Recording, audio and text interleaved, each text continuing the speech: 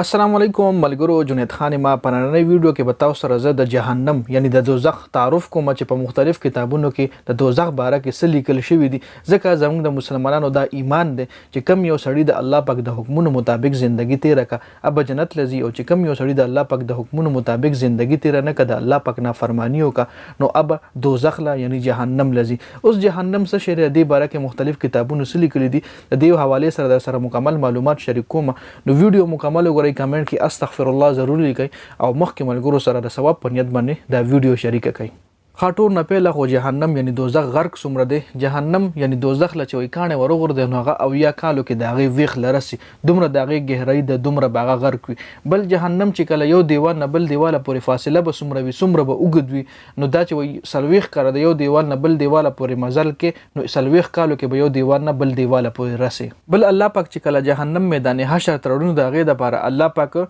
4 ارب 90 کروڑ فرشتي مقرر کړي چې هغه به هغه جهنم میدان حشر ته راوړي.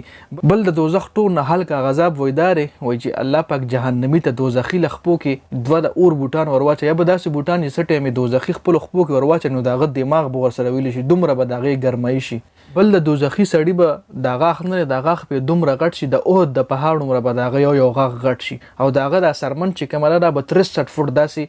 اوږده شي، 63 فوټ په داسې غټه شي د هغه دا سرمنه. او بل چې کوم سړی په دې دنیا کې تکبر کوي کبر کوي هغه له به الله پاک د میږي عمره جسم ورکوي. بل جهنمي سړی به دومره اوښکې تویوي، دومره به هغه جاړي چې د هغه په هغه اوښکو کې به کشتۍ چلي، دومره به د هغه د اوښکو نه غټ سیلابونه دریابونه جوړ شي. او جهنمي ته به الله پاک داسې څښا شربت ورکوي که د هغه څښا شربت یو څو قطرې په دې دنیا باندې الله پاک راوغورځولې نو دا ټول دنیا کې چې څومره هم انسانان دي څومره هم مخلوق دی ابره د څښا بدبو کې مبتلا شي. او کم یو سړی کم یو کس چې دوزخي شي د هغه په سر به الله پاک دومره ګرمي دومره خوټ کېدلي اوبه ورچوي چې څنګه یې په سر باندې ورواچوي نو په سر کې به هغه اوبه د هغه سوریو کې خېټې له راشي، خېټه کې به سوریو کې داسې خپو باندې به هغه اوبه وبهیږي، د هغه په جسم کې بدن نه هغه اوبه لاړ شي او په خپو باندې به هغه ګرمې اوبه وبهیږي، دومره ګرمې اوبه به الله پاک د هغه په سر باندې اچوي. بل جهنمي کس له الله پاک وایي په دې غر باندې وخېږي، غر چې کوم وي هغه به د اور غر وي، هغه پهاړ له ویلی شي سعود، په هغه سعود باندې چې یو جهنمي کس خېږي نو اویا کاله د هغه ابا براوخیږي چې بیا واپس راکوشي، بیا به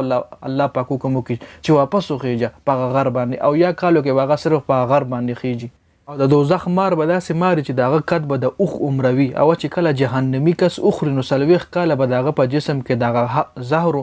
ګرځي، د 40 کاله به د هغه په جسم کې د زهرو سوځېدل وي، دومره د هغې زور دی د هغه مار. د دوزخ چې کوم لړم دی هغه به د خچر عمره وي، د خرنۍ سایز کې به دومره وي، او چې څه ټایم جهنمي دوزخي کس هغه لړم وخوري نو 40 کاله به د هغه په جسم کې هغه زهر ګرځي او 40 کاله به د هغه جسم سوځي. او بل چې څومره هم دوزخیان یې چې څه ټایم الله پاک دوزخ له ورغورځوي نو داسې په سر باندې به ورغورځوي، داسې نه لکه موږ کې بل ګرایا جایږه، دا خلا چې کوم دی دا په جهنم کې داسې ورغورځېږي څنګه چې تاسو لمه وي د جهنم ګهرۍ چې کومه ده دومره ده چې یو کاڼی والله څوک ورغورځوي نو اویا کالو کې خو د هغې ویښ له هغه کاڼی رسي، دومره هغه ګهره دی، دومره هغه په غرق دی، ډیپ دی، او تاسو له د هغې یو دیوال نه بل دیواله پورې چې څوک مزل کوي نو 40 کالو کې یو دیوال نه بل دیواله پورې هغه رسي، لکه دومره جهنم ګهرۍ ده، دومره هغه غټ دی. دا د جهنم حوالې سره مختلف خلکو لیکل کړي دي، مختلف کتابونو کې دا لیکل راغلي د جهنم حوالې سره پاک په هغه عذاب چې کوم دی جهنميانو له ورکوي نو الله پاک د هر مؤمن مسلمان د جهنم د اور نه وساتي، د جهنم د عذاب نه وساتي. نو دا د جهنم حوالې سره یو شاړ غونډې انفارمیشن والا ویډیو و، امید دربه لرم چې ویډیو به ستاسو خوښه شوي وي، او ویډیو مخکې ملګرو سره د ثواب په نیت باندې شریکه کوي، کمنټ کې سبحان الله ماشاءالله استغفر الله ضرور لیکئ چې الله پاک زموږ ګناهان معافي کړي.